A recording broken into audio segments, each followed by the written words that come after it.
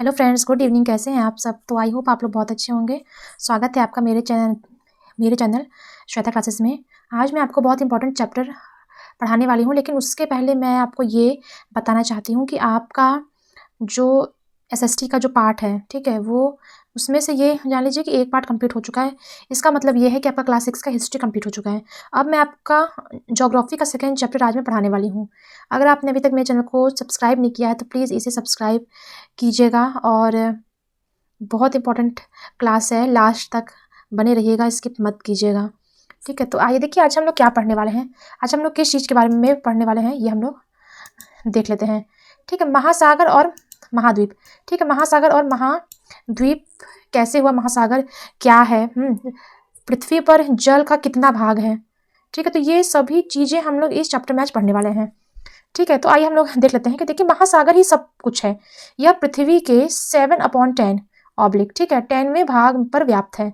मतलब कि आपका ये जान लीजिए कि पृथ्वी के 70% हिस्से पे पानी ही है।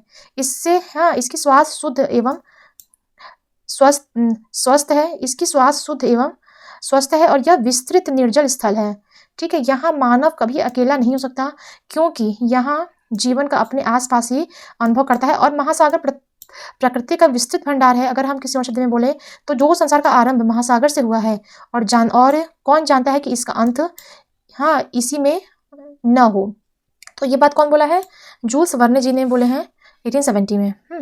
देखिए महासागर और महाद्वीप क्या है, इसके नाम क्या हैं और इनका वितरण कैसे हुआ, ये सभी हम लोग इस चैप्टर में पढ़ने वाले हैं।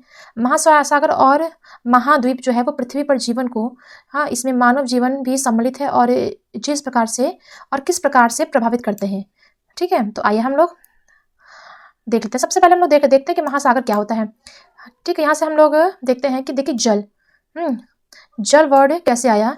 इसका अर्थ है पृथ्वी की अधिकांश सतह जल से घिरी हुई है। वास्तव में पृथ्वी का 3/4 भाग जल से ही घिरा हुआ है। इसके कारण अंतरिक्ष से देखने पर पृथ्वी नीली दिखाई पड़ती है और इसलिए आरंभिक अंतरिक्ष जो है यात्रियों ने स्नेहपूर्वक पृथ्वी को नीला ग्रह भी कहा है, क्योंकि जब अंतरिक्ष से खड़े होकर पृथ्वी को देखते हैं तो आपका क्या होता है, ब्लू कलर का दिखाई पड़ता है। ये है ना, देखिए ये, ठीक है, अंतरिक्ष से पृथ्वी का दृश्य। अंतरिक्ष से अगर पृथ्वी को देखा जाए तो कुछ इस प्रकार की पृथ्वी दिखाई पड़ती है, इसलिए इसे ब्लू प्लैनेट्स भी कहते हैं। ठीक है, चलिए यहाँ पे आइए कि पृथ्वी के, देखिए यहाँ पे देख लीजिए, जो ग्लोब के लगभग एक चौथाई भाग में फैला हुआ है। भूमि के एक बड़े भाग को भूखंड कहते हैं एवं भूमि के एक बड़े निरंतर विस्तार को महाद्वीप भी कहते हैं।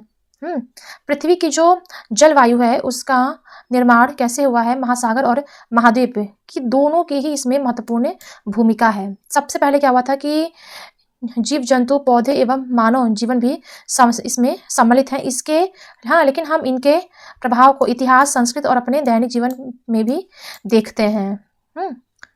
चलिए हम लोग बढ़ते हैं आगे। देखिए पृथ्वी पर जल एवं भूमि का वितरण, कितने प्रतिशत जल है और कितनी प्रतिशत भूमि है पृथ्वी पर, ये हम लोग देखते हैं। देखिए यहाँ पर है कि महासागर एवं उनके छोटे छोटे विस्तार जो हैं, जैसे बंगाल जैसे सागर, बे ऑफ बंगाल, खाड़ी और आदि को दर्शाया हुआ है। प्रत्येक मानचित्र में वृत्ताकार रेखाओं को क्या कहते हैं? क्या आप जानते हैं कि दोनों ध्रुव पर मिलने वाली रेखा को क्या कहते हैं? ठीक है, किस गोलार्ध में अधिक जल होते हैं? तो ये आप देख सकते हैं कि अगर हम लोग ये नॉर्थ को लें और ये साउथ को लें तो आपके साउथ पोल में आपके अधिक जल होंगे। ठीक है, ये देखिए इसका इतना ही हिस्सा आ रहा है और इसका करीब ये पूरा पोर्शन है। ठीक है, इसीलिए साउथ में ही आपके ज़्यादा अधिक जल है। ये सारे देखिए समुद्री जीव हैं। प्रवाल भित्ति, समुद्री एनोमोन पर तारामीन, शार्क, ठीक है, ये देखिए वेल, डॉल्फिन, बहुत सारे जीव जंतु हैं जो कि पानी के ही हैं। ठीक है, चलिए आगे देखते हैं। पृथ्वी पर अधिकांश उपलब्ध जल का अधिकांश भाग महासागर में है, परंतु यह जल जो है वो किसी काम का नहीं है, क्योंकि ये जो जल होता है ये खारा होता है। ठीक है, ये मतलब मानव सहित बहुत से स्थलीय जो जीव होते हैं, जीवों के उपभोग के लिए ये अनुपयोगी है तो बहुत सारा जल, लेकिन जो जीव है, बहुत सारे जो जीव हैं, मानव हैं, उनके लिए ये उपयोग करने लायक पानी नहीं है। फिर इसको करते क्या है कि पृथ्वी का जो जल संसाधन है उसमें बहुत ही अतियल फिजा है, और हिम नद और ग्लेशियर का जो पानी होता है वही आपके पीने योग्य होता है। ठीक है, तो ये चीज़ है कि कौन सा पानी वो बहुत खारा होता है। वहाँ का पानी किसी भी काम में आप लोग ला नहीं सकते हैं। ठीक है, चलिए हम लोग आगे पर देखते हैं महासागर। महासागर में देखिए 5 महासागर होते हैं। ठीक है, कौन कौन से? प्रशांत महासागर, अटलांटिक महासागर, हिंद महासागर, आर्कटिक महासागर और दक्षिणी महासागर को हम देखते हैं। ठीक, हमने यहाँ 5 महासागर के नाम पढ़ लिए और यह अलग अलग नहीं है। उदाहरण के लिए हम लोग ये चीज़ पढ़ लेते हैं कि समुद्री जल जो है विभिन्न महासागर में बहता रहता है, जो विविधतापूर्ण समुद्री जीवन को समृद्ध बनाने में सहायता करता है। अनेक प्रकार के पौधे एवं जीव जंतु की विभिन्न प्रजातियां जो है वो इन महासागर में ही पाई जाती है। और देखिए यहाँ पे कौन कौन से आपके अभी जो भी ऊपर है आपका फिगर बना हुआ था, समुद्री जो भी जीव थे, समुद्री जीव थे, उनका यहाँ पे नाम देखिए लिखा गया जो ऊपर बने थे। ठीक है, तो ये सब पाए जाते हैं। देखिए यहाँ पे है उत्तरी अमेरिका आर्कटिक महासागर। ठीक है, ये यहाँ से होकर यहाँ तक बहता है। फिर यूरेशिया के पास है ये देखिए ऑस्ट्रेलिया, और इसके इस साइड पड़ता है प्रशांत महासागर। अफ्रीका और ऑस्ट्रेलिया के बीच में पड़ता है हिंद महासागर। अफ्रीका और दक्षिण अफ्रीका के बीच में भी आपका पूरा ये हिंद महासागर का ही पार्ट है। ठीक है, और ये है आपका प्रशांत महासागर। ठीक, तो ये देखिए यहाँ से बॉर्डर खिंचा हुआ है। ये बॉर्डर है, ये आपका पूरा हिंद महासागर है, और ये प्रशांत महासागर है, ये आर्कटिक सब महासागर है, और ये प्रशांत महासागर है। ठीक है, तो ये है, तो सबसे ज़्यादा जो आपका जल वाला हिस्सा है आपका इसी साइड है। चलिए आगे हम लोग देखते हैं।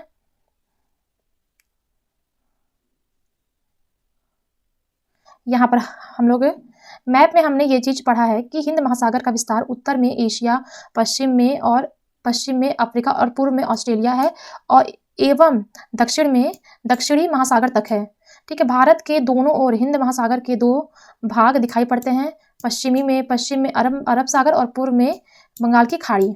ये देखिए यहाँ पर है ना, ये इंडिया के मैप में इस साइड आपका बंगाल का खाड़ी दिखाई पड़ता है, इस साइड आपका अरब सागर दिखाई पड़ता है, जो यहाँ पे लिखा गया है।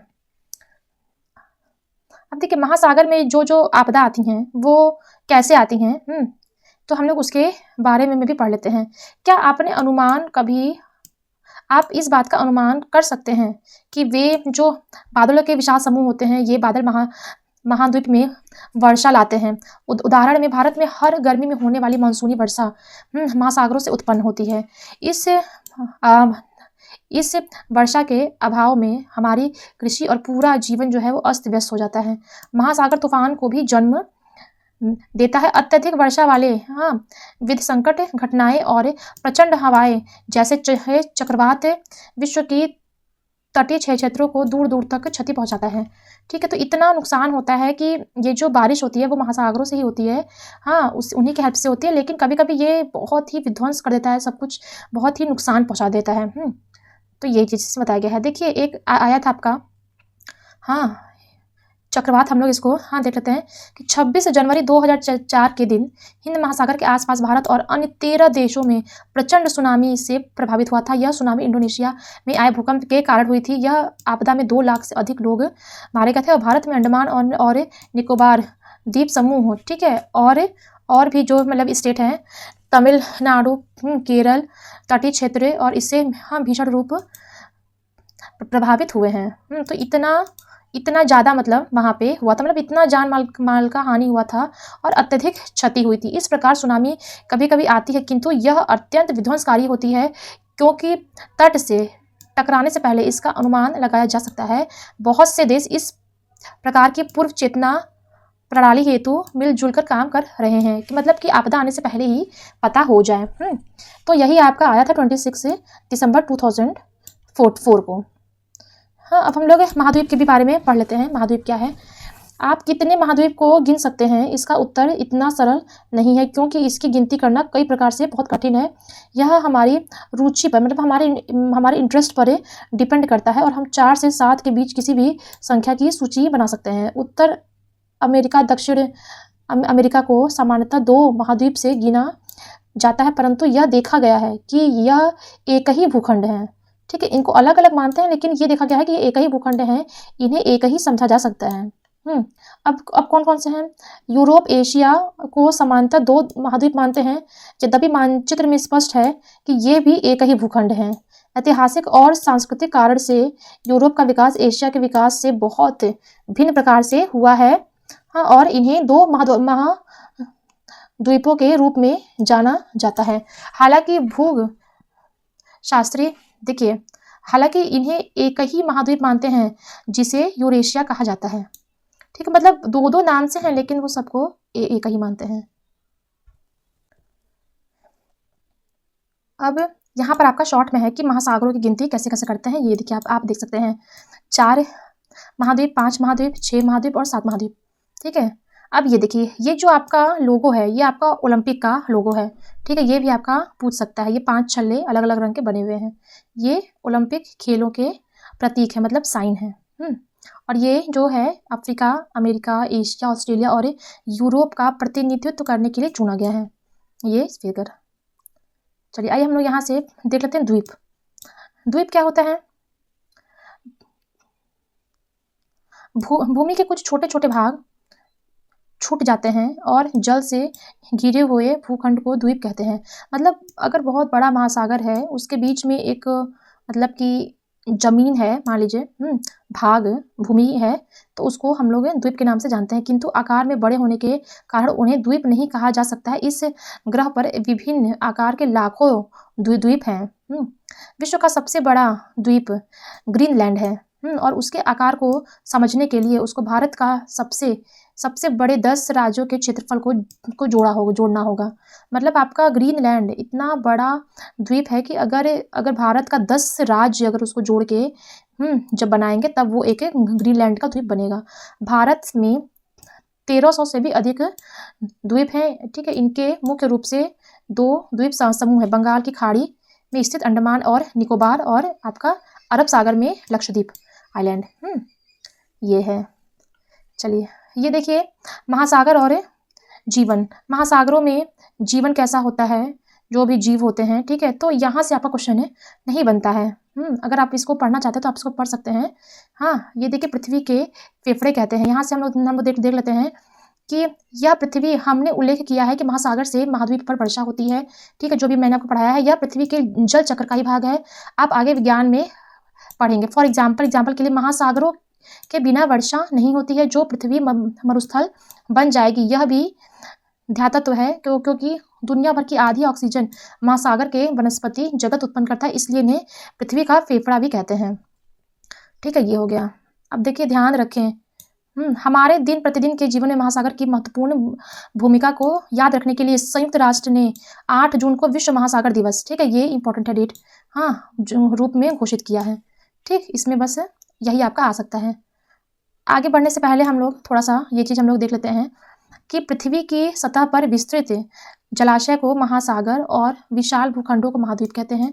महासागर आपस में जुड़े होते हैं और महाद्वीप जो हैं को विभिन्न प्रकार से गिना जा सकता है। दक्षिणी गोलार्ध की तुलना में उत्तरी गोलार्ध में स्थल भाग अधिक है। ठीक है, स्थल भाग अधिक है और आपका जल भाग किसमें है अधिक? दक्षिणी गोलार्ध में। महासागर सभी प्रकार के समुद्री जीवन को पोषित करता है और विश्व की जलवायु में महत्वपूर्ण भूमिका निभाते हैं। अत्यधिक मानवीय गतिविधियों के कारण इन गंभीर प्रभाव पड़ता है कि इन्हें सामूहिक रूप से संरक्षित करने की आवश्यकता पड़ती है। तो यही आपका है महासागर और महाद्वीप के बारे में। ठीक है, तो ये बहुत अच्छा, मतलब बहुत ही इंटरेस्टिंग आपका क्लास था। अगर आपको पसंद आया तो प्लीज़ इसे लाइक शेयर सब्सक्राइब कर दीजिएगा। आज के लिए बस इतना ही। Bye bye, thank you.